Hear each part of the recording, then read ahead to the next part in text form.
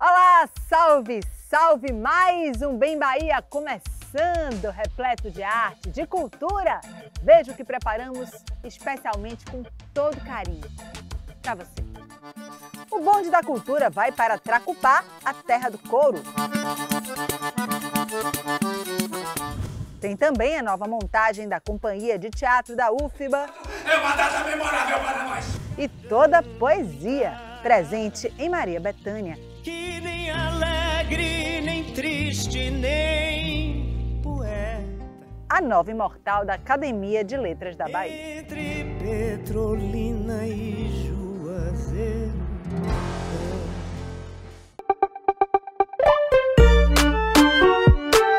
Estamos no Museu do Mar, em Salvador.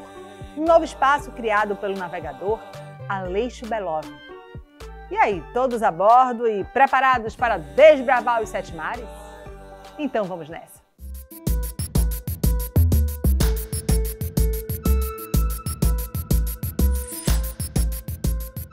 Imagine dar a volta ao mundo solitário a bordo deste barco. Este é apenas um dos feitos do navegador Aleixo Belov, que já deu 5 voltas ao mundo, né, Tinete? Quais são as histórias que o público pode conferir aqui no Museu do Mar Aleixo Belov? Então, além dessa, né, ele deu mais 2 voltas ao mundo só nesse navio e depois ele construiu um outro navio maior, que é o Fraternidade, para levar outras pessoas para dar a volta ao mundo e fazer travessias extremamente perigosas e aventuras incríveis, né, inclusive que ele relatou em livros.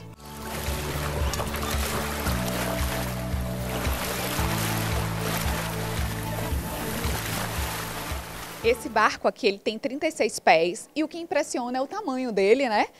E claro, todo mundo deve perguntar isso. É o barco real? Foi nesse barco que ele deu as 3 voltas ao mundo solitário?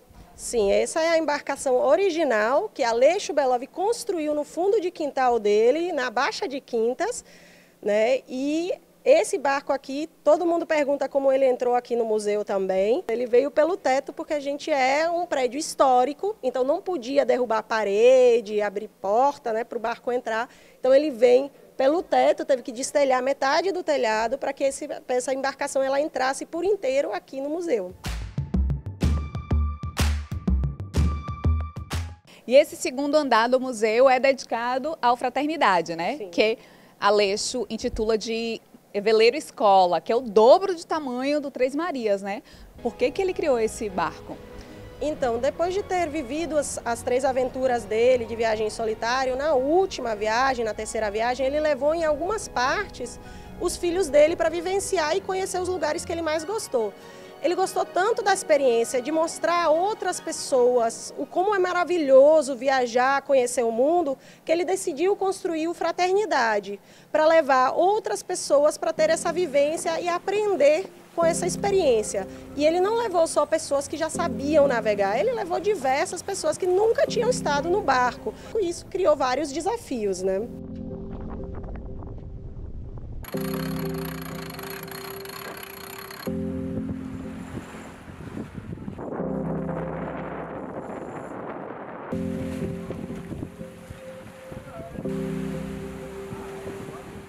A história de Aleixo contribui como uma fonte viva de pesquisa para as escolas, para os estudantes. E, além disso, também a gente participa com a comunidade, fornecendo palestras, oficinas. E o que é que você percebe que as pessoas que visitam mais se interessam, mais chamam a atenção, mais se encantam? E, além do barco, né, que eu acho que aborda tantas crianças quanto os jovens, adolescentes e idosos, eu acho que a questão do sonho também. Aleixo, ele prega muito isso, do sonho dele que foi realizado e que, se você tiver um sonho, você pode ir além.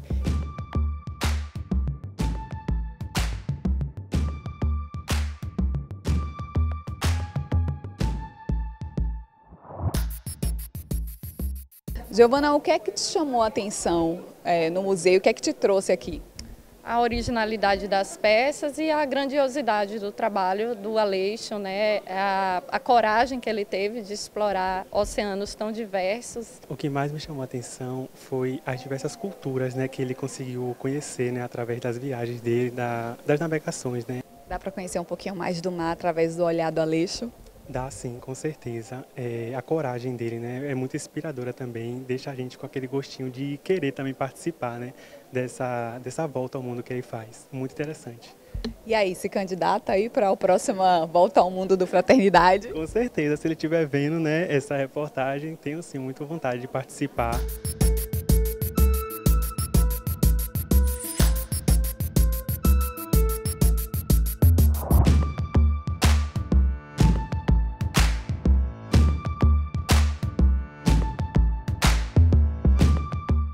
O escritor Itamar Vieira Júnior lança seu segundo romance, Salvar o Fogo. Eu, Vânia Dias, tive o privilégio de bater um papo com ele.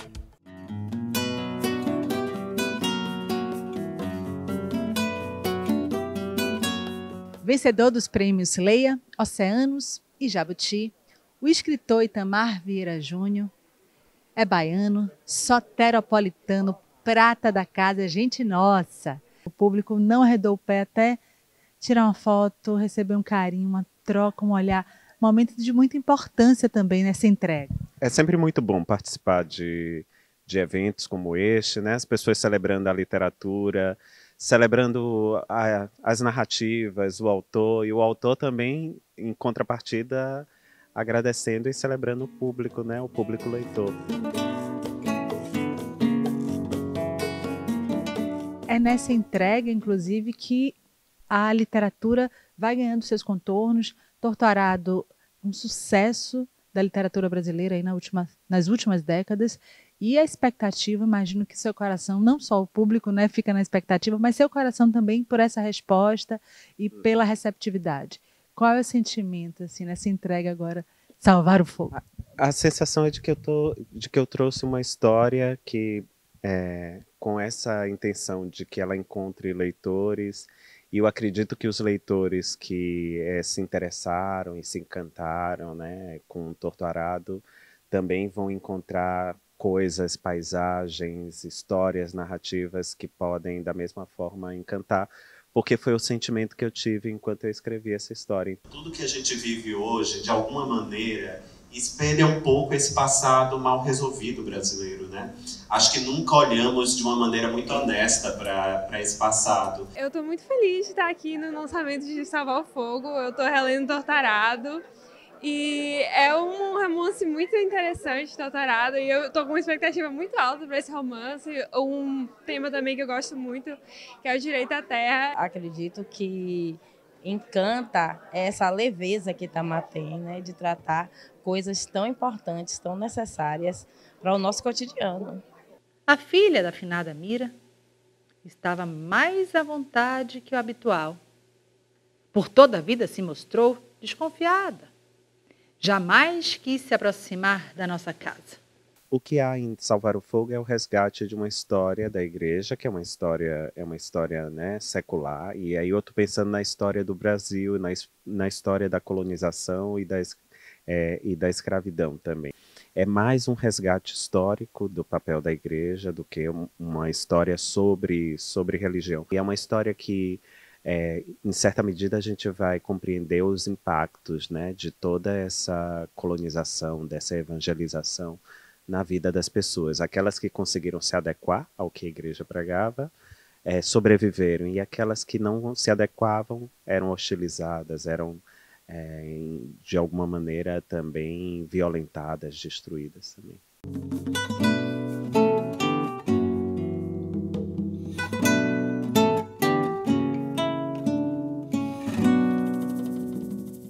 A gente vai agora para aquele rapidíssimo intervalo, só o tempo de você se alongar. Daqui a pouquinho a gente volta com uma reportagem especial com toda a poesia de Maria Bethânia e ainda um passeio por Tracupá, a terra do couro. Em Tracupá tem diversas outras lojas, né? Digamos assim que Tracupá é um polo industrial de couro, de artefatos de couro.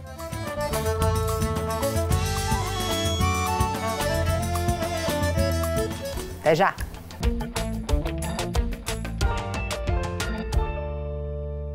Mais uma vez, nossa equipe colocou o pé na estrada e desta vez foi para Tracupá, distrito de Tucano, onde grande parte da população vive da produção de objetos de couro, uma tradição que já dura, quase um século.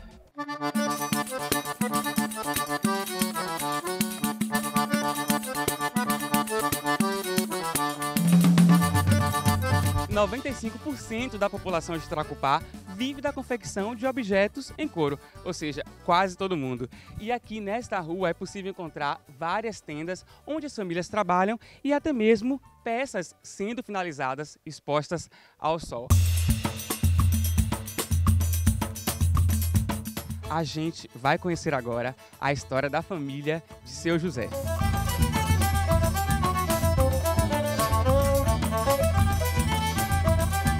Ô de casa, tô chegando, viu, gente? Licença. E aqui na tenda de Seu José, como eu falei, a gente já percebe os filhos trabalhando, a nora e até mesmo o olhar curioso do netinho que já está aqui de olho na função. E aqui está Seu José, o chefe da casa. Seu José, eu fiquei sabendo que o senhor trabalha com couro desde que se entende por gente, não é? É exato, é verdade. Desde quando desse tamanho já comecei a trabalhar, costurar, e hoje eu faço tudo. E com quem o senhor aprendeu? Com meus pais. E agora o senhor ensina os seus filhos? E o neto já.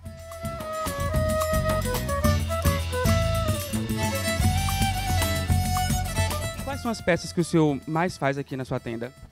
Mala, ferramenta, bainha de facão, sandália, carteira, jaleque, tudo. De couro a gente fabrica aqui.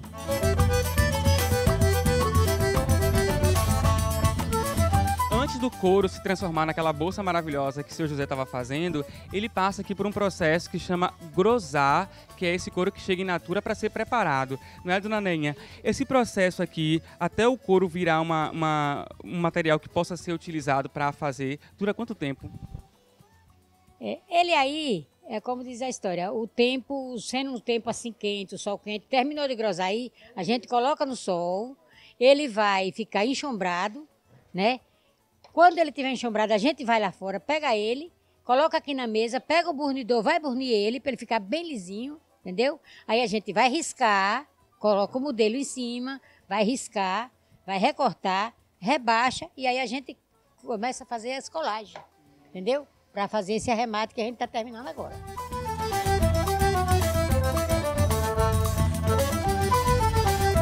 Paulo é filho de Seu José, está aqui trabalhando com carteiras, com couro sintético, mas a técnica é basicamente a mesma. Paulo, você lembra assim de um momento que você tenha visto seu pai trabalhar e que te inspirou a fazer esse trabalho hoje? Sim, lembro sim. Antigamente a gente, como ele começou a trabalhar, a gente sempre estava encostado dele, né? E aí a gente foi incentivando e a gente foi pegando aquele gosto, né?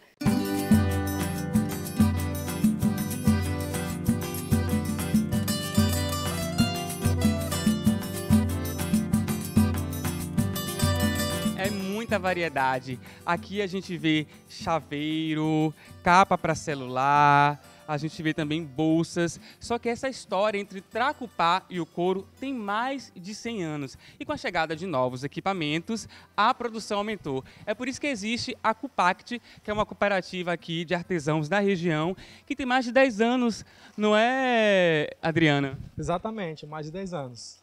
E por que vocês decidiram criar uma cooperativa aqui? A cooperativa ela foi criada com a intenção de dar maior visibilidade ao produto de Tracupá, né, levando o nome de Tracupá para outros lugares, né, e vender cada vez mais produtos fora daqui da nossa região, né, vender o produto em Salvador, a nível de Brasil mesmo. Né. E quantas pessoas hoje fazem parte aqui da cooperativa? Hoje em dia são 22 cooperados, mas a cooperativa ela abrange, digamos assim, todo o distrito, né? De uma certa forma, ela traz benefício para toda a comunidade, não só para os artesãos mesmo.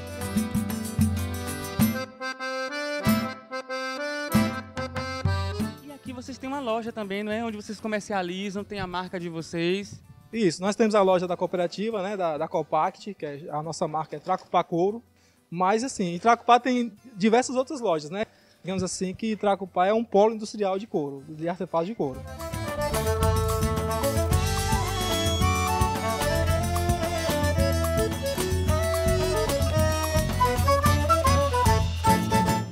Comemorando 42 anos, a Companhia de Teatro da UFBA apresenta a primeira montagem baiana do espetáculo A Arte da Comédia, do italiano Edoardo de Filippo.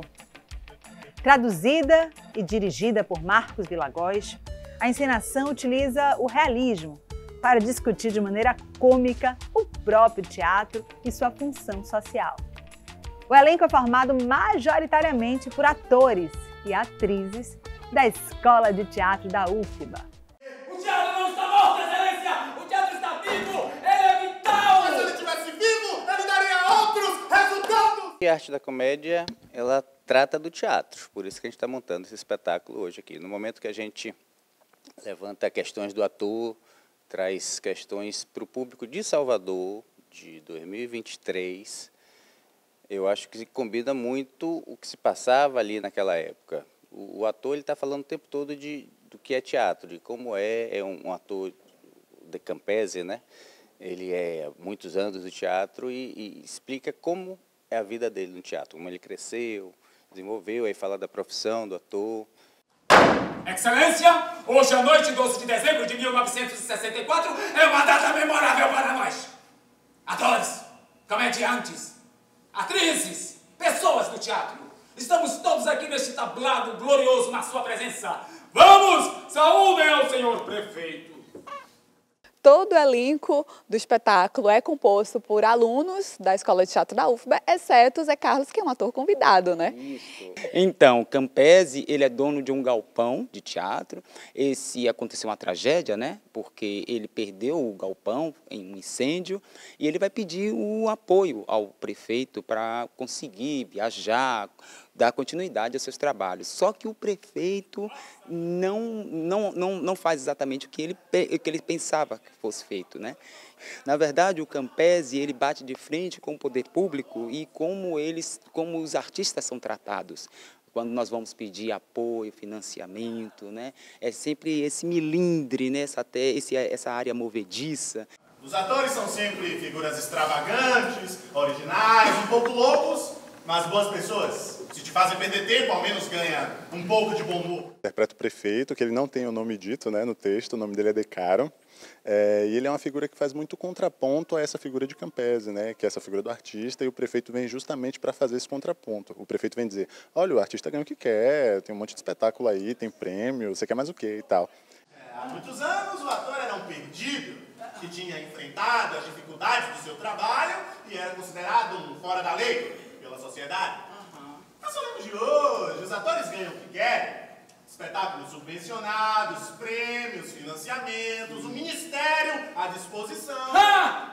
É uma montagem realista, onde a gente traz a questão para encenação, isso de sem saber se são personagens ou se são atores, mas no público cria uma confusão, porque Campese lança a dúvida, e aí o prefeito fica na dúvida e cria a comicidade para o espetáculo, né? Buongiorno! Buongiorno, Palmira!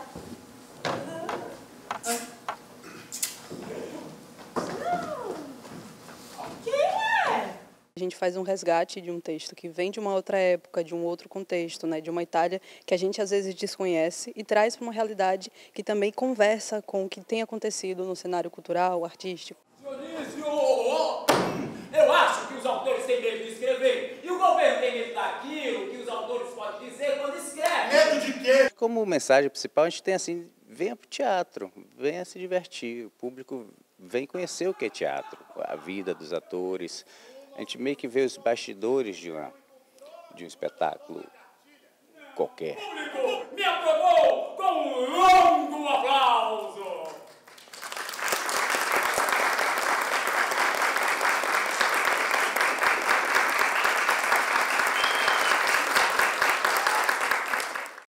A cantora santamarense Maria Bethânia é a nova imortal da Academia de Letras da Bahia. Reconhecida como defensora das palavras, Bethânia assume a cadeira número 18, antes ocupada pelo historiador e ensaísta Valdir Freitas Oliveira.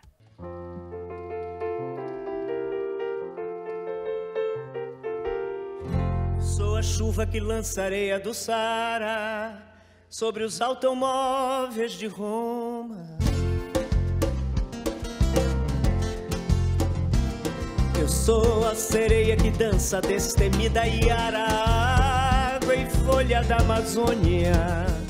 O caminho que ela escolheu, o caminho estético que ela escolheu, a construiu como uma fazedora de literatura com a voz. Ela escreve livros com a voz. Ela faz oralituras no sentido mais profundo. Então, acho que a Bahia reconhece a grande voz baiana que espalha pelo mundo coisas da literatura em língua portuguesa. Minha mãe me deu ao mundo de maneira singular, me dizendo uma sentença, para eu sempre pedir licença, mas nunca deixar de entrar. Entro nessa academia, nessa centenária Academia de Letras da Bahia, pelo trabalho que faço com a música e com a literatura, com a palavra. Chorei, não procurei esconder, todos viram, fingiram, pena de mim, não precisava. Ali onde eu chorei, qualquer um chorava, dar a volta por cima que eu dei, quero ver quem dava. A gente precisa entender que um texto é muito mais do que apenas algo que se escreve. O meu argumento principal no discurso de posse foi chamar a atenção para o quanto Maria Bethânia tem sido uma pesquisadora incansável, uma pesquisadora da voz, uma pesquisadora dos modos expressivos de construir com a voz. Veio a esta casa com a esperança de dar continuidade a essa tradição de guerreiros, mas como todos sabem, vem de outras paragens. A canção popular no Brasil sempre teve uma força e uma penetração incomuns. Eu sou uma cantora brasileira e sei como a música pode atingir o povo brasileiro em todas as áreas. Encontrei no meu caminho mestres de teatro que entenderam que a minha expressão mais completa pedia que a literatura estivesse em par com a música.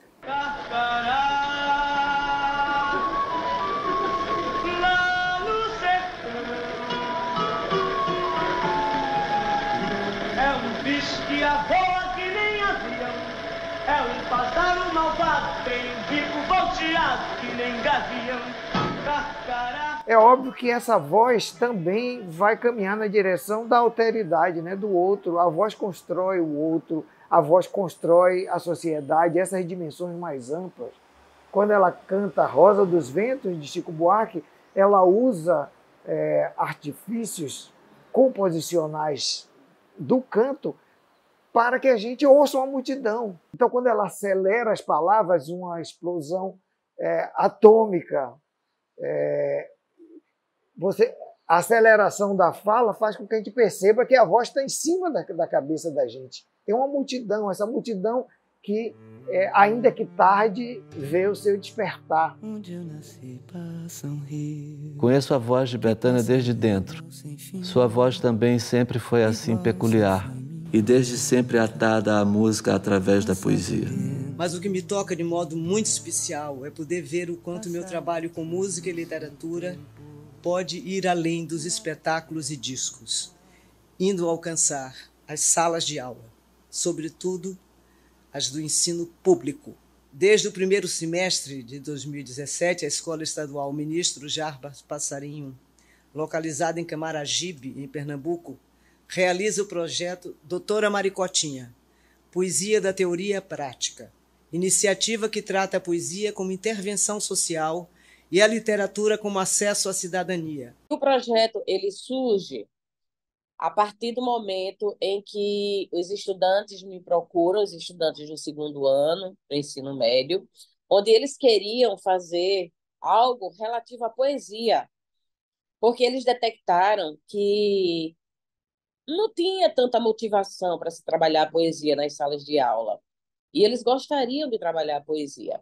E dentro da música que Bethânia canta, Bethânia também propaga a literatura, Bethânia propaga os poetas populares, Bethânia propaga a poesia declamada. Então, a partir desse movimento da arte como transformação social, da poesia como um instrumento pedagógico, como um instrumento, né, que trabalha as emoções trazidas pelos estudantes, pelos professores, pela comunidade escolar, ela faz com que o poder da confabulação da literatura em si possa ser propagada. Quem não rezou a novena de Dona Canô, quem não seguiu o mendigo Joãozinho Beija-Flor, quem não amou a elegância sutil de Bobô, quem não é recôncavo e nem pode ser reconvexo.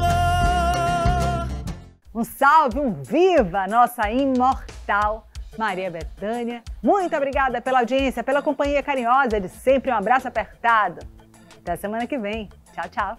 Eu sou um preto norte-americano forte, com um brinco de ouro na orelha. Sou a flor da primeira música, mais velha, mais nova, espada e seu porte. Sou o cheiro dos livros desesperados, sou Guitagogóia, seu olho me olha, mas não me pode alcançar. Não tem escolha, careta, vou descartar. Quem não rezou a novena de Dona Canô, quem não seguiu o mendigo Joãozinho Beija-Flor, quem não amou a elegância sutil de Bobô, quem não é recôncavo e nem pode ser reconvexo.